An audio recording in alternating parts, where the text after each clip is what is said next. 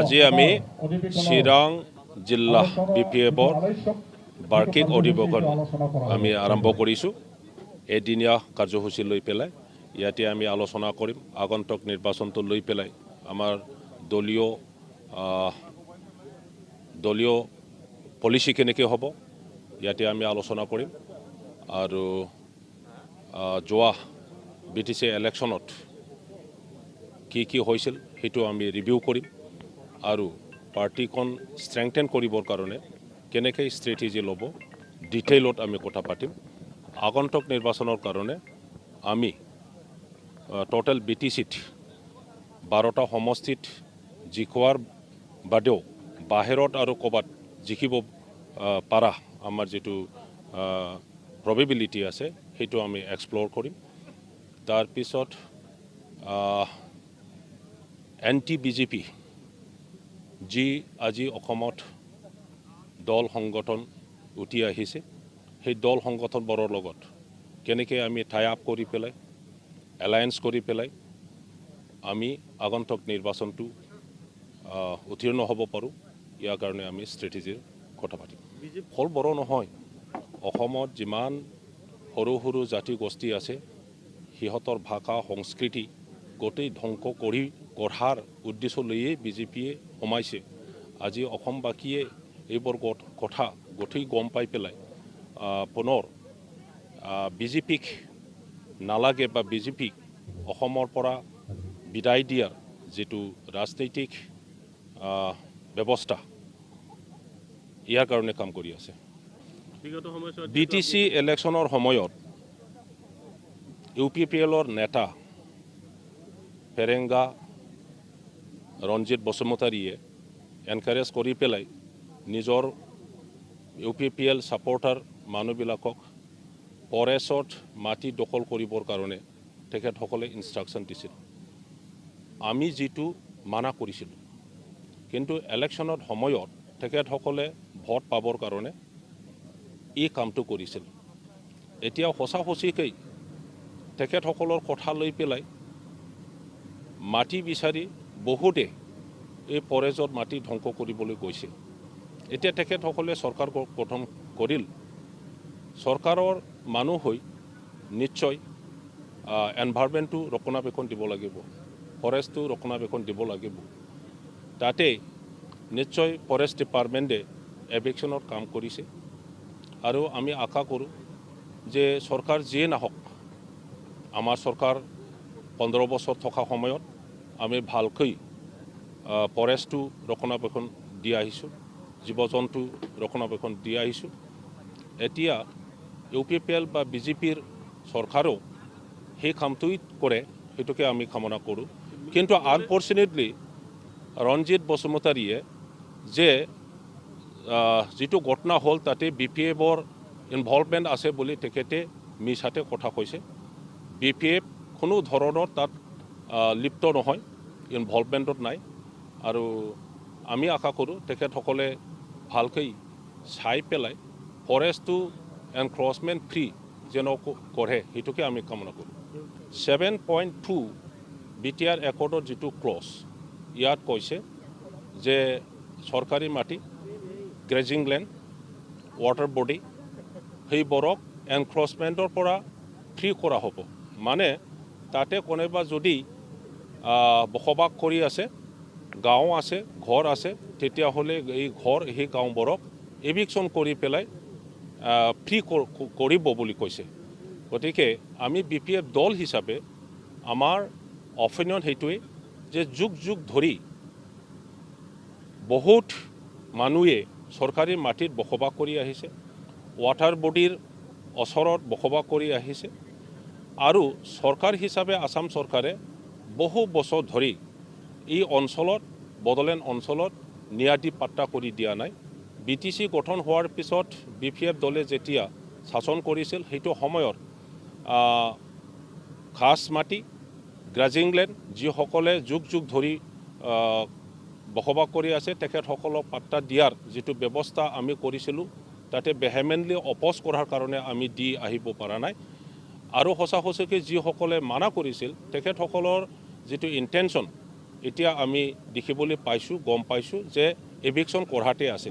আমি BPF দল হিচাপে আমাৰ অপিনিয়ন সেইটোৱে যে কাকো এভিকশ্যন কৰিব নোৱাৰিব আৰু যিমানবোৰ বসবাস কৰা মানুহবোৰ আছে তেখেতসকলক য'ত আছে তেনেকৈ ন্যায়াধী পাত্তা কৰি দিব লাগে। আমি আগন্তুক এছেম্বলি ইলেকশ্যনত যি 12টা আমাৰ চিট আছে, এই 12টা চিটটো আমি ইনটেক্ট BPF দলে কেনেকৈ জিকিব পাৰে ইয়াৰ কাৰণে আমি কাম কৰিম। যি হওক যিমান ৱাৰ্ক কৰিব লাগে আমি ৱাৰ্ক কৰি পেলাই আহিছোঁ আৰু এবাৰ নতুন ষ্ট্ৰেটেজি আমি লৈছোঁ যিবিলাক আজি আপোনালোকে দেখি পাইছে। আজি চিৰাং ডিষ্ট্ৰিক্টৰ কনফাৰেঞ্চ আছে, ইয়াত আমি কয়েকজন পৰ্টফলিঅ' সলনি হ'ব। তো এইটো আমি চেঞ্জ কৰি পেলাই আৰু নতুন ষ্ট্ৰেটেজি ল'ম। নেক্সট আমি MLAত কেনেকৈ আমি সেই ৱাৰত জিকিব লাগে সেইটো প্ৰচেছটো আজি ইয়াত লোৱা হৈছে আৰু পলিচিও লোৱা হৈছে। আৰু নতুন এনাৰ্জেটিক যেনেকৈ লিডাৰ আহিব আমি ভাবোঁ নেক্সট ভৱিষ্যতৰ আমি পাৰ্টিক ভালকৈ চলাব পাৰিম আৰু যিমান MLA ইলেকশ্যন হওক বা যি হওক আমি নিশ্চয় সেইটো উইনাৰ হ'ব পাৰিম আৰু সেইটো আশাবাদী। সেইটো খুব দুৰ্ভাগ্য কথা যে মই শুনা পাইছোঁ ফেচবুকত বা ফেৰেংগা বিয়াৰ ফেৰেংগা বুলি কয়। তো ই কৈছে যে মই ইয়াত যাবৰ কাৰণে মই ইনস্পিৰেশ্যন দিছে আৰু কয়েকটা গাড়ীৰ কিবা কিবি সেইবিলাক উল্লেখ কৰা হৈছে। সেইটো দুৰ্ভাগ্যজনক। মানে সেইটো হু এম আই, মই কি মই ফৰেষ্টৰ না আসামৰ ফৰেষ্ট মিনিষ্টাৰ তাক যাবৰ কাৰণে অৰ্ডাৰ দিবৰ কাৰণে। তো সেইটো মই ফেৰেংগাক ক'ম যে ইয়াত আমাৰ মই ইয়াত কোনো ইনভলভমেণ্ট নাই। তো আপোনালোকে চাওক APPLৰ ফৰেষ্ট মিনিষ্টাৰ ফেৰেংগাই বা ৰঞ্জিত বসুমতাৰী। তো আগত আমাৰ ইলেকশ্যনত কৈছিল যে 7.2 ক্লজত কি লিখা আছে। সিহঁতে কৈছিল যে লেণ্ড পাট্টা দিব বা বিভিন্ন কাছলেণ্ডত গ্ৰাছলেণ্ডত মাটি সেইটো লেণ্ড পাট্টা কৰি দিব বুলি। তো এতিয়া ফাৰ্ষ্ট ষ্টেপত আমি দেখি পালোঁ 7.2 ক্লজত BTRৰ যি একৰ্ড আছে সেইটো ইমপ্লিমেণ্ট কৰিছে। Eviction first. আগতে কোৱা হৈছিল যে যিমান ট্ৰাইবেল বেল এণ্ড ব্লকত যিমান মাটি আছে বা কাছলেণ্ড সেইটো এভিকশ্যন কৰা হ'ব বুলি আগতে ইলেকশ্যনত সেইটো মেনিফেষ্টো হিচাপত ডিক্লেয়াৰ। চ' সেইটো আমি ক'ব পাৰোঁ যে বিয়াৰ ফেৰেংগা বা পোৱাৰ লগে লগে যিমান ভিতৰৰ পলিচি সেইবিলাক আমি দেখা পাইছোঁ যে ফাৰ্ষ্ট ষ্টেপ সেইটো এভিকশ্যন কৰা হৈছে। তো সেইটো দুৰ্ভাগ্যজনক। বিভিন্ন আমি দেখা পাইছোঁ বিভিন্ন জেগাত ফৰেষ্ট সেইবিলাক জেগা মানে পাব্লিকে দখল কৰি লৈছে। সেইটো ফাৰ্ষ্ট বা ভৱিষ্যতত বা কি হ'ব সেইটো আমি ক'ব নোৱাৰোঁ। বা কিবা জানে খাছ লেনতো আহিব পাৰে, কোনোবা ঘৰ নাই, ফ্লাড ইৰ'শ্যন হৈ পেলাই ঘৰ নাই, সেইটো বনাই থাকিছে মানে খাছ লেনত, সেইটোও এভিকশ্যন হ'ব। চিয়'ৰ 100% ফেৰেংগাই সেইটো এভিকশ্যন কৰিব। আৰু সেইটো আমি গম পাওঁ যে সেইদিনা চৰলপাৰাৰ ইনচিডেণ্টটো খুব হ'ব নালাগিছিল। যে ইয়াত মই এজন চুক্তিকাৰী হিচাপত মই কোনো মানুহক মই ইনস্পিৰেশ্যন দিয়া নাই আৰু মই নিজকে কুৱেশ্যন কৰোঁ হু এম আই। মইতো পাৱাৰলেছ, মইতো কোনো পাৱাৰে নাই এইটো এভিকশ্যন কৰাৰ আৰু মানুহক ইনস্পিৰেশ্যন কৰাৰ মই অধিকাৰ নাই। সেইটো নিশ্চয় হ'বই। যেনেকৈ UPPLৰ 7.2 ক্লজৰ কথা লৈ পেলাই বা লেণ্ড পাট্টা দিম প্ৰলোভন দি পেলাই ৰাইজক এতিয়া এভিকশ্যন কৰিছে। আমাৰ সেইটো হ'বই নিশ্চয়। আমি ক'ম যে আমি দেখি পাইছোঁ, কম নহয়, ৰাইজে সকলোৱে দেখি পাইছে, ৱৰ্ল্ডে দেখি পাইছে যে ইয়াত ফাৰ্ষ্ট UPPLৰ কামটো এতিয়া কৰা হৈছে এভিকশ্যন। আৰু ভৱিষ্যতত সকলোৱে ৰাইজে ইয়াত আতংকিত হৈ গৈছে যে আমি সেইটো নকওঁ যে সেইটো এভিকশ্যন কৰিব লাগে নকৰিব লাগে, সেইটো আমাৰ কাম নহয় বা আমাৰ কথা নহয়। পাৰ্টীৰ নিজৰ ষ্টেণ্ডত কৰিছে আৰু আমি ভৱিষ্যতত ৰাইজক সেইটোও কৈছোঁ যে UPPL গভৰ্ণমেণ্ট অহাৰ লগে লগে এই কামবিলাক হৈছে। নৃত্যটো সলনিৰ কথা নহয়, বিধানসভাৰ কাৰণে নহয়। আমাৰ যিটো BPF দলৰ যিটো কনষ্টিটিউশ্যন, এই কনষ্টিটিউশ্যন হিচাপে আমাৰ আজি যিটো মানে আমাৰ টাৰ্মছ ইতিমধ্যে শেষ হৈ গ'ল। সেই গতিকে যিটো আমাৰ BPF দলৰ যিটো কনষ্টিটিউশ্যন, এই কনষ্টিটিউশ্যন হিচাপে আজি জিলা সমিতি হিচাপে আমি কনফাৰেঞ্চ পাতিছোঁ।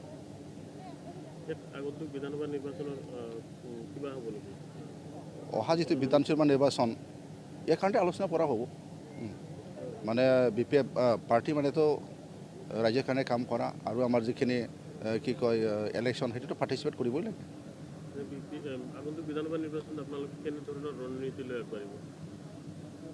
আগন্তুক যেটো আমাৰ বিধানসভা নিৰ্বাচন আমি যিখিনি আমাৰ BPF দল হিচাপে BTC হিচাপে বা আউটসাইড BTC যিখিনি ৰণকৌশল আমাৰ কেন্দ্ৰীয় কমিটিয়ে যুগুতাব এখেতসকলে ঠিক কৰিব আৰু যেতিয়া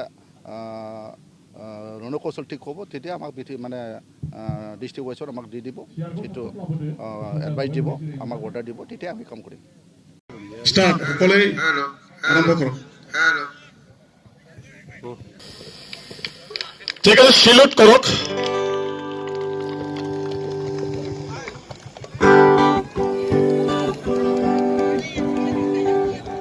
우라이바이 타는 그탄 불길라 우당오 그라니 스머이바니 우당오 그라니 스머이바니 우라이바이 타는 스머이바니 만거에서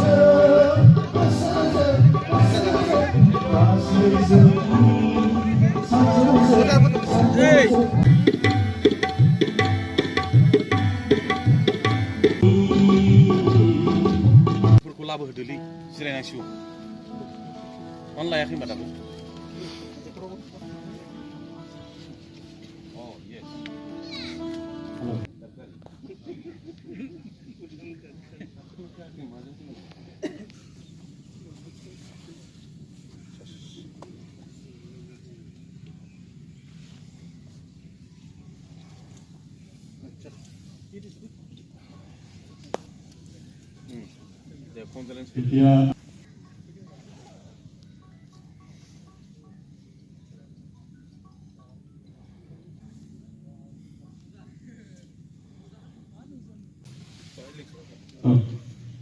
এতিয়া